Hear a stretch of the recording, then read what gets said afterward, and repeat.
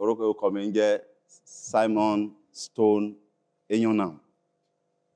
Mo ń ṣiṣẹ́ ní museum bí báyìí. Mo ara àwọn tó máa ń mú àwọn tourist táwọn èèyàn bá wá ń pọ̀ ní tourist, àwọn tó máa ń wo nǹkan àbáláyé. Àla máa ń mú wọn káàkiri, la máa ṣàlàyé bó ṣe lọ sí fún wọn. Kí lẹ sọ fún wa nípa àwòrán tó wà lẹ́yìn yìí? Okay, bàbá tó ní agboolé yìí, tẹ́ bá dé Ayétòrò roundabout, ẹ máa rí ère tó dúró síbẹ̀. Ó wà lára àwọn tó tẹ̀lú ìdó ní 1902 fún àwọn tí ogun kó, àwọn ìgbádùn tó ogun kó ní ayé ìgbà yẹn. Bàbá náà fúnra rẹ̀ ẹrú ni, wọ́n mú lẹ́rú ni. Ọmọ ọdún 4 ló mú lẹ́rú. Orúkọ ẹ̀ dẹ̀ ń jẹ́ Ifárẹ̀mílẹ́kún. Lóde òní, báwo ni Ifárẹ̀mílẹ́kún ṣe wá ń jẹ́ Sẹ́ríkí Williams Abbas? Ẹni tó kọ́kọ́ ní lẹ́rú òun là ń pè ní Abbas. Abbas yẹn wá padà tà fún òyìnbó tá à ń pè ní Williams. Òyìnbó Williams ló wá mú Ifárẹ̀mílẹ́kún lọ sí ìlú tá a mọ̀ sí Brazil. Ó kọ́ bó ṣe lè kọ́, bó ṣe lè kà. Ó wá padà wá fún lómìnira. Òun ló wá kọ́ agboolé fún ní 1840s. So that Williams ò ní máa lọ sọ́dọ̀ ọ̀gá àkọ́kọ́ Abbas ní Dahomey láti máa lọ rẹrú. Bóyá ti máa gbọ́ Cotonou Àjàṣẹ́ tẹ́lẹ̀, Republic of Dahomey ló ń pè é. Wọ́n yí padà sí Benin Republic ní 1875 ló di Benin Republic. So ìgbà tó yá bàbá yẹn jẹ́ Sẹ́ríkí Mùsùlùmí ìlú Àgbádárìgì. Torí pé ẹrú máa ń jẹ́ orúkọ ẹni tó ní, la fi ń pè ní Sẹ́ríkí Williams Abbas. Abbas lọ̀gá àkọ́kọ́ tí mo ló gbé Dahomey tó padà tà fún òyìnbó tó yàn pé ní Williams tó mú lọ sí Brazil. Sẹ́ríkí ni oyè Mùsùlùmí tó jẹ. And mo ṣe ń bá yín sọ̀rọ̀ yìí, àwọn ẹbí wọ́n sì ń jẹ oyè Sẹ́ríkí yẹn Badagry títí di òde òní. Àmọ́ agboolé tá wà yìí, gbogbo àgbáyé mọ agboolé ní Brazilian Barracoon. Spelling lẹ́ ń wò lókè yẹn. And ìdí tó fi ń pa agboolé ní Brazilian Barracoon ni gbogbo ẹrú tán kó lágboolé láyé àtijọ́, ìlú Brazil ló kó wọn lọ. Ó ti yé ìlú Brazil ló kó wọn lọ láyé àtijọ́. And then Barracoon ó dẹ̀ túmọ̀ sí ẹ̀wọ̀n àbí ilé ibi tí wọ́n kó àwọn ẹrú sí ní ayé àtijọ́. Agboolé tá dẹ̀ wà yàrá 40 la ní, wọ́n dẹ̀ ń kó ẹrú 40 sínú yàrá kọ̀ọ̀kan. Ó ti bẹ̀ ìgbà tó yá ìjọba àpapọ̀ ó wá bá àwọn ẹbí pé kán fi yàrá méjì sílẹ̀ bó ṣe láyé àtijọ́. Wọ́n wá kó àwọn nǹkan tó fi ń ṣe pàṣípàrọ̀ yẹn sínú yàrá náà tí àwọn gbogbo àgbáyé máa ń wò ní agboolé. And ìdí tí mo tún bí Brazilian Barracoon gbogbo ẹrú tán kó ń bí báyìí, mo sọ pé Yorùbá ni wọ́n ní ìlú Brazil náà. Wọ́n máa ń ṣe òòṣà tá mọ̀ sí Èṣù. Àwọn máa ń pè ní Èṣù. Ìyá alákàrà tá a máa ń pè mí, àwọn máa ń pè ní ìyá alákàrà jẹ. Ó ti yẹn máa rí pé Yorùbá lọ́pọ̀ àwọn náà ní bọ́n ṣe máa ń sọ èdè Yorùbá torí Yorùbá ni àwọn tó kó ní agboolé lọ sí ìlú tá mọ̀ sí Brazil. La fi ń pa agboolé ní Brazilian Barracoon. So ìgbà táwọn òyìnbó yẹn wá, àwọn nǹkan tó fi ń ṣe pàṣípàrọ̀ ẹ jẹ́ kí n fi hàn yín ní ayé àtijọ́. Ṣẹ́rí mò ń bọ̀, ẹ jẹ́ kí n fi nǹkan hàn yín náà. Ṣẹ́rí ìgbà tí àwọn òyìnbó yẹn tán wá sí ìlú Áfíríkà láti máa ṣòwò ẹrú, àwọn bàbá wa láì gbà yẹn náà, a ní àwọn owó tán fi ń ṣe òwò ń gbà yẹn náà lọ́wọ́. Bẹ́ẹ̀ àwọn òyìnbó yẹn kọ̀ láti gba owó yẹn lọ́wọ́ wọn. Wọ́n wá ní káwọn ṣe òwò tá mọ̀ sí trade by barter, pàṣípàrọ̀. Like a ní tobacco, tábà tán fi ń ṣe sìgá ń gbà yẹn, wọ́n ń lò gẹ́gẹ́ bí owó láyé àtijọ́. Ó ní nǹkan tá à ń pè ní Manila. Tẹ́ bá wá ra 100 naira note tuntun náà ṣe, ẹ máa rí green star kan. Ríǹgì kan wà nù ẹ̀bí nǹkan tí mo fi sọ́wọ́ ẹ̀, à ń pè ní Manila. Àwọn ará Portuguese, àwọn náà ń lò gẹ́gẹ́ bí owó ń gbà yẹn náà lọ. Àwọn bàbá máa ń lò. Tẹ́ bá dẹ̀ tún wo eléyìí náà, àwọn Yorùbá ń pè é ní owó ẹyọ. Ó ti yé yín. Owó ẹyọ yìí náà ló máa fi ń ṣe òwò nígbà yẹn. Nígbà tán ó dé, wọ́n kọ̀ láti gbarú ilé ọwọ́ wọn bàbá yẹn. Wọ́n ní pé káwọn jọ ṣe òwò tá mọ̀ sí trade by barter, kọ́ máa fi nǹkan ṣe pàṣípàrọ̀. Ìdí ni pé tí òyìnbó bá fún yín ní àwo ìjẹun ẹyọ kan, wọ́n máa fi gba ẹrú 10 ló máa fi ń gbà ní ayé àtijọ́. Jígí àti ìlẹ̀kẹ̀ ìyẹn ìdúwọ̀ náírà ni. Ẹ̀yin lè lẹ́rú 2, èmi lè ní 3, àwọn lè ní 6. Ó dìbẹ̀ bá ṣe lè ṣe ìdúwọ̀ náírà pẹ̀lú àwọn òyìnbó sí ni pẹ̀lú jígí àti ìlẹ̀kẹ̀. Ìgbà tí bàbá jẹ́ Sẹ́ríkí Mùsùlùmí ìlú yìí, àwọn Brazilian àtọ́jọ́ ń ṣòwò náà fún ní Bradix, à ń pè ní Bradix náà fún lélẹ̀. Then kẹ́tù tẹ̀ ń wò yìí, àwọn European àwọn náà fún ní eléyìí.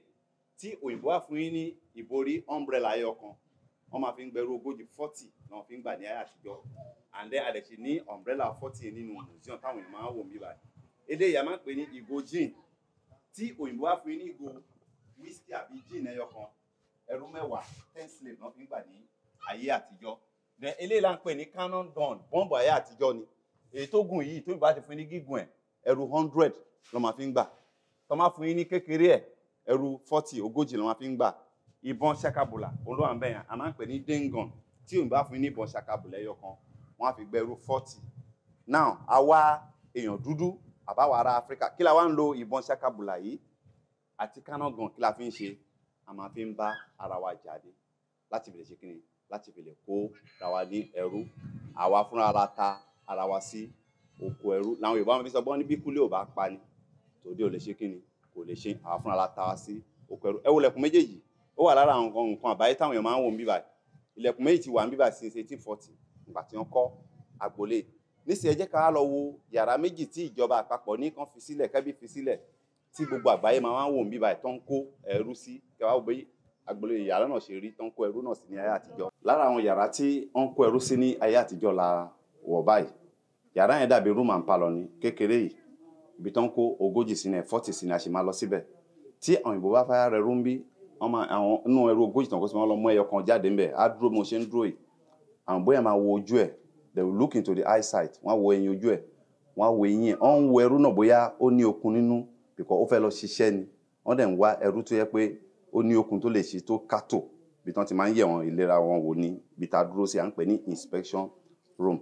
Now bàbá tí mò ń sọ story ẹ̀ fún yín, picture ẹ̀ lélẹ̀. Williams ọ̀gá ẹ̀kejì tí Abbas tà fún ní Brazil.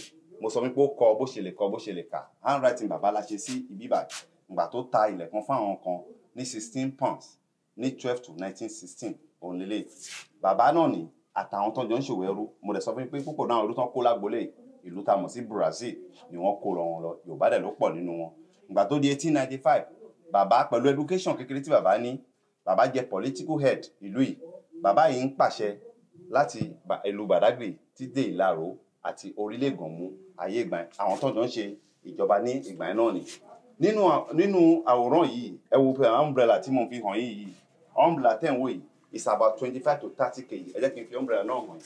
Umbrella náà lélẹ̀ tí òyìnbó bá fi fún àwọn bàbá báyẹn ní umbrella yìí bó ṣe wúwo tó yìí, ẹrú kan rẹ̀ ló máa gbé sórí ọ̀gá ẹ̀ tó bá ti wà níta.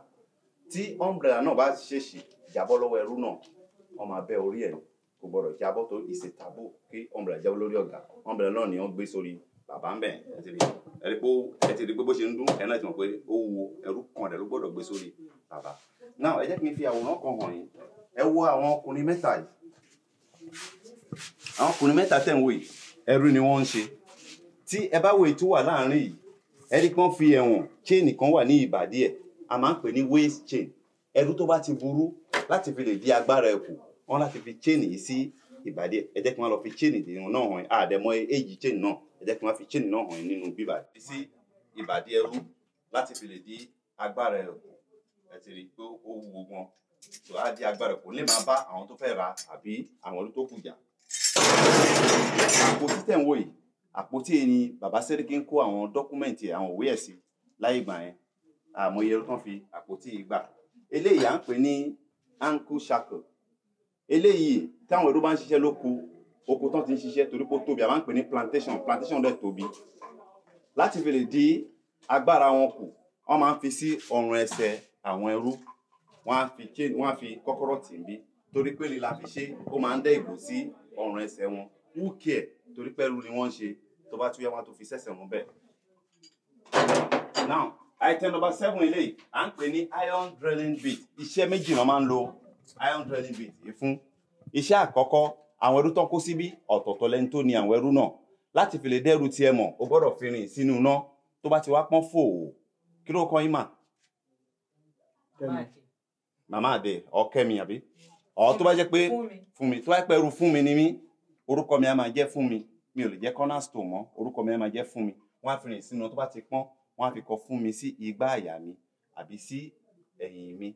À ń pè ní brandy torí àwọn ẹrú tó ń kó síbí ọ̀tọ̀ọ̀tọ̀ lẹ́ni tó ní wọn. Láti fi lè dẹ́rù tiẹ̀ mọ̀, o gbọ́dọ̀ fi rìn gbígbóná fi kọ orúkọ sí àbí àmì tó bá mọ̀ pé láti fi lè dá ẹrú ẹ̀ gẹ́gẹ́ bí wọ́n ṣe ń ṣe fún màálù, wọ́n á fi kàn wọ́n sí wọn lára. Ẹ̀kejì, a máa ń pa ẹrú kan ní runaway slave. Wọ́n máa ń try láti máa sánú oko, sá lọ lénìí. Tó bá sá lénìí, wọ́n lọ mú ẹ wá, o tún sá lọ́jọ́ kejì. Ọ̀gá ẹ̀ master máa ní kán mú ẹrú náà wá. Wọ́n á mú ẹsẹ̀ ìjáde báyìí. So wọ́n á mú irin iron drilling bit, wọ́n á fi sí àárín àtàǹpàkò ń bí báyìí. Wọ́n á wá drill ẹ̀, wọ́n á yí lọ. Tó bá ti balẹ̀, wọ́n á wá ya ẹsẹ̀ yẹn báyìí. A wá là báyìí. Kán lo àáké, kán fi gé ọrùn ẹsẹ̀ ẹrú tó bá ń sá kan kúrò so ẹrú náà kò ní lè máa ṣe kíni láti lè máa sá lọ mọ́ tí ẹ bá ti wo fíìmù àwòrán kan tá à ń pè ní The Root Kunta Kinte similar thing náà ó happen sí by Haile Selassie ó ṣe wọ́n gé ọrùn ẹsẹ̀ kúrò so ẹrú ò ní lè máa ṣe kíni láti lè máa sá lọ mọ́ eléyìí ó ní kíní kan tá a máa ń pè ní gallows tó máa fẹ́ fi ṣe ikú pa ẹrú máa ń fi kíní ṣe ikú pa ẹrú ni tá a bá wọ yàrá kejì màá ṣàlàyé bọ́n ṣe ń lo chain eléyìí tó fi ṣe ń pa ẹrú fún yín eléyìí méjì tẹ́ ń wò yìí kíní kan tá à ń pè ní chariot tẹ́ṣin máa ń fà yẹn táwọn èèyàn máa jókòó tó máa wà bàbá ẹ̀ ló ní ìgbà yẹn nísìn ẹ jẹ́ kí wọ́n mú yín ká lọ wo yàrá tí wọ́n ń kó 40 ẹrú sí that 40 slave ẹ káàbọ̀ ẹ wo fèrèsé tó wà lókè yẹn yàrá tẹ́ ń wò yóò lè ju 9 by 9 ní size lọ ẹ wo fèrèsé kékeré tó wà lókè yẹn ibi tí atẹ́gùn ń gbà wọlé nìyẹn wọ́n dẹ̀ máa ti ilẹ̀kùn ọ̀nà nípa ẹrú 40 dẹ̀ máa wà mí báyìí fún 3 to 4 months oṣù 3 sí 4 ibi tí wọ́n ń ṣu sí tó ń tọ̀ sí lélẹ̀ ẹ wá wo òórùn ẹ wá wo mosquito bite ẹ wá wo ẹrú tó máa ti kú nínú agbolé torí ẹni táwọn èèyàn bá máa ń sọ fún wọn pé ẹ wá bí láti wá ṣeré bẹ̀ láti wá wo nǹkan tí àwọn kan ti là kọjá ní ayé ìgbà kan ẹ wá wo kán kó èèyàn 40 sínú bíbá and ó dẹ̀ sì ń ṣẹlẹ̀ títí di sin bó ṣe ń bá yín sọ̀rọ̀ ẹ̀ tẹ́ bá lọ sáwọn prison yard wa ẹ máa rí wọ́n ṣe máa ń kó wọn pọ̀ like that then àwọn ìgò tí mo fi hàn yín òun lélẹ̀ 1873 Vienna ní ìgò yìí tí wá tẹ́ bá wà rẹ̀ ẹ ti rí 1873 tán ti kọ sára àgò yẹn gangan báyìí ẹ ti rí èèyàn 10 ló dúró òun àwo yìí a máa ń pè ń jìnà ní gramophone ọwọ́ lọ́ fi ń wà láyé àtijọ́ bàbá Sẹ́ríkì ló ní àmọ́ iye ẹrú tán fi gbà ní ayé ìgbà yẹn owó lára àwọn owó tí bàbá náà ń gbà yẹn náà lélẹ̀ owó ẹyọ lélẹ̀ eléyìí là ń pè ní Brad Diggs eléyìí sìn àwọn Brazilian ló fún bàbá Sẹ́ríkì ìgbà tó jẹ Sẹ́ríkì mùsùlùmí ìlú Badagry gẹ́gẹ́ bí ẹ̀bùn àwọn eléyìí àwọn Jámánì lọ fún ìgbà tó yẹ sometime àwọn Jámánì kan wá síbi tá bẹ̀rẹ̀ pé kí ni ìtumọ̀ nǹkan tó kọ sára ẹ̀ injustiga kìíní kan meat or sàjẹ́ kìíní kan quid wọ́n ní ibi tí nǹkan tó mì ní pé àwọn ibi tó máa ti ń ṣe afẹ́fẹ́ tán ti ń mutí ní sáàkù ibi tán ti ń mọtí pé ìdùnnú máa ń wà níbẹ̀ ìyẹn ni nǹkan tí wọ́n kọ sí ara kọ́ọ̀pù tẹ̀ ń wò yẹn jọ́ọ̀gì tẹ̀ ń wò yẹn then àwọn àwo tẹ̀ ń wò yìí àwọn òjẹun tẹ̀ ń wò yìí ìkọ̀ọ̀kan lọ fún ẹrú 10 ni èèyàn 50 lẹ́ ń wò yìí tí òyìnbó bá ti fún yín ní àwo ìjẹun kò bá tà bó ṣe tóbi sí tí wọ́n ti fún yín lẹ́ẹ̀kan wọ́n fi gba ẹrú 10 ní ọwọ́ àwọn bàbá wa nígbà yẹn náà lọ́hùn then ẹ jẹ́ ká bọ́ sí ìpele bíbà yìí ẹ dá àwọn kòkò tẹ̀ ń wò yìí ilẹ̀ wa ń bẹ̀rẹ̀ wọ́n ti ṣe àwọn kòkò náà ẹ mọ̀ pé táwọn mùsùlùmí tí wọ́n fẹ́ ṣe àdúrà wọ́n máa ń fọwọ́ fẹsẹ̀ à ń pè ní ablution ibi tí bàbá ń bomi àbùlálà bàbá sí ni àbí tí bàbá bá fẹ́ wẹ̀ èyí tó wà láàrin ọbẹ̀ bàbá ló ń bù síbí àdẹ́ ìkòkò eléyìí tí bàbá bá fẹ́ mu omi ibi tó máa ń rọ omi ẹ̀ sí ni nísìnyí wọn á tó fẹ́ mú yín lọ wo yàrá kejì káwọn nǹkan ta nínú yàrá kejì ká tó wá lọ síbi tó gbẹ̀yìn nípa. mo ní yàrá 40 nínú agbolé yàrá kejì tí àwọn ìjọba àpapọ̀ ní ká fi sílẹ̀ lélẹ̀ látó wà náà yìí ẹ ṣe rí i pé ibi tó ti ń yẹ̀ wọ́n wò ní ibi tó dẹ̀ ń kó 40 àtúnṣe máa lọ síbẹ̀ aṣọ yìí ò là ń try láti showcase mi báyìí à ń pè ní regalia àwọn ará Brazilian tó jọ ń ṣòwò ẹran fún bàbá náà bàbá Sẹ́ríkì láṣọ yìí àmọ́ iye ẹrú tán fi gbà àmọ́ aṣọ náà ni bàbá náà wọ̀ nínú black and white colour tẹ̀ ẹ̀hún picture tẹ̀ ń wò níbẹ̀ àwòrán tẹ̀ ń wò ní ibẹ̀ yẹn okay now kí a tó wá síbí ẹ jẹ́ ká yí padà báyìí ṣọ́ ilé yìí à ń pè kíni ní iron muscle ẹrú máa ń jẹun ní ọjọ́ kan wọ́n dẹ̀ máa ń mumi lọ́jọ́ kan ni ìdí tí àwọn kì í fún ẹrú kan fẹ́ kẹ́rú jẹun yóò ni pé wọ́n wò pé tí ẹrú bá jẹun jù wọ́n máa ní okun nínú so nídìí èyí kí wọ́n bá lọ gbẹ̀yìn lọ jẹun wọ́n máa ń fi kíní yìí ti ẹnu wọn tí àwọn òyìnbó bá fẹ́ lo iron muscle láti fi ti ẹnu wọn wọ́n máa ń dá ètè òkè lu ọ̀kan dá ti ìsàlẹ̀ náà lu wọ́n á fi kọ́kọ́rọ́ sí so that irú ò ní lè ṣe kíni ọ̀ nílò máa jẹun torí àdéhùn ìdí tó fà ni pé wọ́n tún mọ̀ pé tó máa jẹ́ kí àwọn irú yẹn kan bára wọn máa sọ̀rọ̀ wọ́n lè lọ dìtẹ̀ because àwọn òyìnbó yẹn gbọ́ èdè wọn torí àwọn Áfíríkà a ní oríṣiríṣi èdè oríṣiríṣi ẹrú dẹ̀ náà kó wọ́n mọ̀ pé tá a bá lọ jẹ́ káwọn lè máa sọ̀rọ̀ so wọ́n lè lọ dìtẹ̀ so wọ́n máa ń dá ètò òkèlú wọn dá sọ wọ́n á dẹ̀ fi àgádágodo wọn á ti pa kẹlú má bàa ṣe kíni kí wọ́n bá lè jẹ ọ kí wọ́n bá lè plan again tẹ́ bá wà wòrán yìí bàbá yìí ó wò ó pé ikú yájú ẹ̀sìn lọ wọ́n fẹ́ mú lẹ́rú ni ó dẹ̀ mú ọ̀bẹ ó dẹ̀ fi gún ara ẹ̀ pàwọ́ pé kàkà kan kóun lẹ́rú òun àyà ṣe kíni òun àyà para òun ni ilé tí bàbá Sẹ́ríkì ń gbé ní ibẹ̀ ni last plate máa lọ ṣàlàyé fún yín nínú agbolé àmọ́ ilé ẹ̀ ti wó okay wọ́n kọ́ ilé náà ní 1847 náà kọ́ ẹ ti understand so màá gún mi lọ and then lára àwọn brick à ń pè ní burnt bricks èyí tó ń fi kọ́ agbolé ní 1840 àwọn bricks yẹn ni eléyìí then ibi báyìí àwọn ajá kan wà tá a máa ń pè ní killer's door tí ẹrú tó bá ti sánú oko àwọn ajá yẹn ló máa fi ń wá wọn rí ó dẹ̀ depend nǹkan tí olówó yẹn bá sọ fún ajá yẹn wọ́n lè sọ pé tó bá ti mú ẹrú ẹ make sure pé kẹ́ pa wọ́n ni táwọn ẹrú yẹn bá mú tọ́mọ tí àwọn ajá yẹn bá ti mú ẹrú wọ́n máa ya apá sọ́tọ̀ wọ́n á yẹ ẹsẹ̀ wọ́n máa ya àwọn ẹrú yẹn jàkàjàkà ni ìmí ìdẹ̀wọ̀n tó pé ẹ má pa wọn bẹ̀ tẹ́ mú àwọn ajá yẹn dẹ̀ máa ṣe kíni wọ́n dẹ̀ máa mú àwọn pè wọ́n ní killers dogs. Then ẹrú tó bá kọ̀ láti jẹ́ orúkọ ọ̀gá ẹ̀ wọ́n máa ń so wọ́n sí ara igi gígùn báyìí wọ́n á nà wọ́n along the line wọ́n máa ń lò mí tó yẹ kó máa ń kú gẹ́gẹ́ bí fíìmù tí mo sọ fún yín àwòrán tí mo sọ ní pété à ń pè ní The Root yẹn orúkọ ọ̀gbẹ́ni náà tán mú lẹ́rùngbà yẹn jẹ́ Kunta Kinte ní orúkọ Áfíríkà ẹ̀ bàbá tó ní lẹ́rú ọ̀gá ẹ̀ tó ní lẹ́rú à ń pè ní Toby wọ́n fẹ́ fún ní Toby ó lóun kì í ṣe Toby wọ́n ti dè mọ́gi ìgbà tó ń lù tí torí pé wọ́n fẹ́ pa òun ó wá accept orúkọ yẹn pókè I'm Toby but ó mọ̀ nínú ara ẹ̀ pé Kunta Kinte lòun ó wá bí ọmọ kan à ń pè ní Kizzy ọmọbìnrin ló bí lóko ẹrú ó bẹ̀rẹ̀ sí sọ ìtàn bí tán ti mú then Kizzy yẹn wá bí arákùnrin kan à ń pè wọn ní Chicken George ìyẹn máa ń fi ẹdìẹ jà nínú fíìmù yẹn báyìí wọ́n bẹ̀rẹ̀ sí sọ from generation láti ìran kan lọ́n ti ń ṣe so ìran either 7 or 8 of Haile Selassie ìyẹn ló wá orúkọ Kunta Kinte yẹn lọ́n wá tọ orúkọ yẹn wá sí ìlú tá a mọ̀ sí Gambia lọ́n wá fi wá meet àwọn ẹbí Kunta Kinte tó rẹ́ni mi máa sọ fún àwọn tó wá bí pé ẹ jẹ́ ká sọ àwọn ọmọ wa ní orúkọ ilẹ̀ wa kò sí nǹkan tó ṣe orúkọ ilẹ̀ wa tó bá jẹ́ pé tí a bá bímọ kí lórúkọ tí ń sà kí lórúkọ yín sà tẹ̀yìn jẹ́ tán pé ni o Bankole ẹ̀yin kọ́ sà ẹ̀yin kọ́ mà ṣé kò ń ṣe pé nítorí pé mo ní 11 sọ orúkọ Yorùbá yín fún mi kí lórúkọ tí yín sà Simeon Tìmí ẹ̀yin kọ́ gbogbo ìwọ ń kọ́ sà Abiodun okay like now ẹ jẹ́ kẹ́ ń lo orúkọ tèmi okay Michael ẹ mọ̀mọ́ ẹ fẹ́ sọ Michael ẹ wo orúkọ yìí Michael nìyẹn tí ẹ bá sọnù sí ìlú tá a mọ̀ sí London tó yẹ pé nǹkan kan tẹkàn lè rántí tó wá sí yẹn ní Michael orúkọ yẹn lè ṣe kí ni kò lè gbé wá sí Africa kí lẹ pé orúkọ yẹn sà Bankole tí a bá fẹ́ tọ orúkọ yẹn wá orúkọ yẹn ní gbé wá sí Africa nìkan á gbé wá sí ìlú tá a mọ̀ sí Nàìjíríà kò tí wọ́n ń ṣe Nàìjíríà láàrin àwọn Yorùbá orúkọ wa ṣe pàtàkì ẹ ti wọn ẹ jẹ́ ká sọ ọmọ ní orúkọ ilẹ̀ wa tó yẹ pé nǹkan orúkọ yẹn máa mú wọn wá sí ibi tí torí ẹ̀ ni àwọn tí wọ́n kó lẹ́rú láyé ìgbà yẹn lọ sá ìlú Amẹ́ríkà sí Europe tọ́ ọmọ wọn bá wá síbi tá mo ṣe mú ìkiri ẹ̀ máa rí tọ́ wọn máa sọ ẹkún kí ló ń fi sọ ẹkún ni pé wọ́n fẹ́ padà wálé àmọ́ wọ́n ti gba orúkọ ẹ̀ ní ọwọ́ wọn àdébìí pọ́n fún orúkọ bàbá wọn lẹ̀ wọ́n máa wá láti wá bá àwọn ẹbí wọn bẹ̀ orúkọ ti lọ náà ìtàn wọn ti lo ilé àwọn tó bá ti tẹ́lú bá dẹ̀ kú kò sẹ́ni tó fẹ́ bá wọn ṣe kéèsì ńgbà nítorí property ní ni nǹkan tó bá dẹ̀ wọn lò ṣe pẹ̀lú ní rẹ̀ eléyìí Yorùbá máa ń pàṣọ ní aṣọ ẹ̀tù tẹ́ ń wo yìí is over 200 years bàbá Sẹ́ríkì ló ní and lára àwọn àpótí bàbá ń kó àwọn dọ́kúmẹ̀ntì ẹ̀ sí ni tẹ́ bá wo bíbá yìí ní à ń pè kí ní single file báwọn irú yẹn ṣe tó ẹ̀ là ń pè ní single file that's tomati yàrá ogójìlá níbi almost 1,600 ẹrú ló máa ń kó lágbolé ní every 3 months so tomati lọ sí island tá à ń pè lá cross yẹn point of no return yẹn wọ́n ṣe wà ní single file nìyẹn then ó wá ní omi kànga kan tó wà ní àárín ọ̀nà náà tó máa ń fún àwọn ẹrú náà mu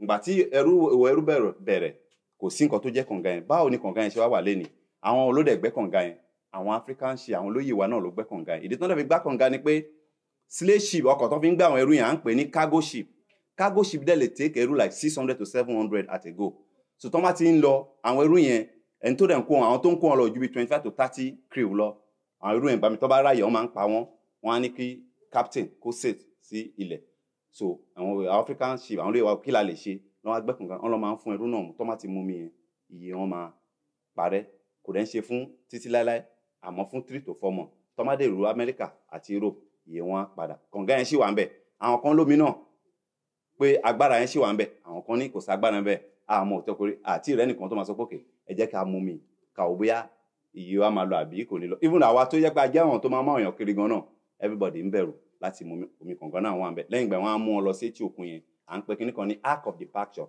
táwọn orí yẹn máa gba ìsàlẹ̀ wọn á ṣe bábàá sí ìlú Áfíríkà ẹ jẹ́ ká tún wo nǹkan ta tún nínú yàrá bí. ẹrú 40 ni wọ́n ń kó sí ibi báyìí ẹ ti rí ẹ̀dẹ̀ báwo kìrìn ẹ̀ torí fèrèsé tí atẹ́gùn bá wà ẹ wọ àga yìí ẹni tó nírò eléyìí ní 18th century ó fi hàn pé olówó pọ́nbélé ni àga tí Sẹ́ríkì Abbas bàbá yẹn fi ń ṣe tó máa fi ń gbá afẹ́ ní ayé àtijọ́ ni ẹ jẹ́ kí wọ́n á fi àwọn páànù òrùlé tó ń fi ṣe òrùlé nígbà yẹn ẹ̀rí tó yàtọ̀ sí àwọn kan tá à ń ṣe ń sìn ẹ̀ náà ẹ̀rí pé bó ṣe ń dún èyí tí à ń ṣe ń sìn tẹ́ bá dáwọn kápẹ́ńtà tó máa ń fọwọ́ yá pẹ̀rẹ̀ báyìí ni àwọn kan tó fi ṣe òrùlé mo dẹ̀ ṣe ń bá yín sọ̀rọ̀ yìí páànù yìí àṣìtú nírò ẹ̀ ní orí òrùlé ẹ jẹ́ ká bẹ̀ láti ọ̀dọ̀ bàbá yìí bàbá yìí popular ní àárín àwọn Yorùbá, à ń porúkọ ẹ̀ ní Dàróṣà.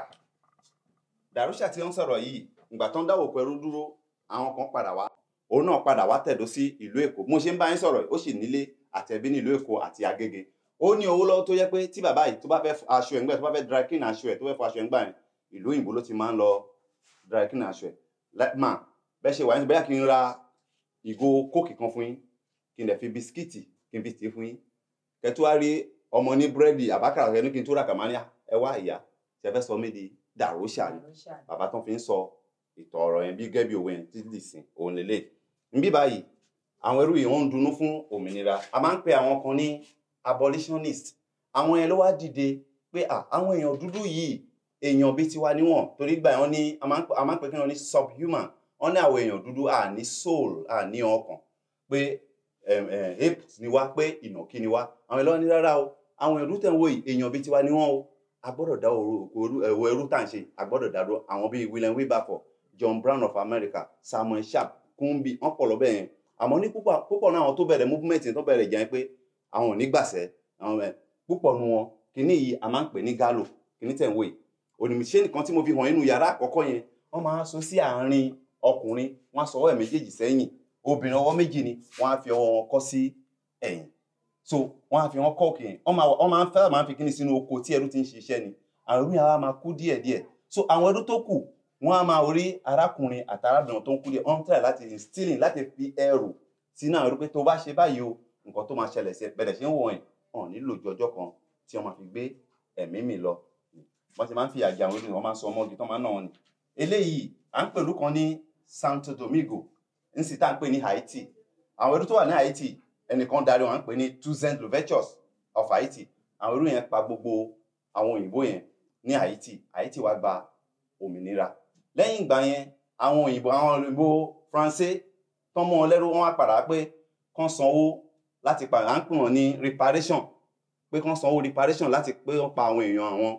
Then wọ́n wá tì wọ́n kán yá owó ní ilé ìfowópamọ́sí wọn, báǹkì wọn.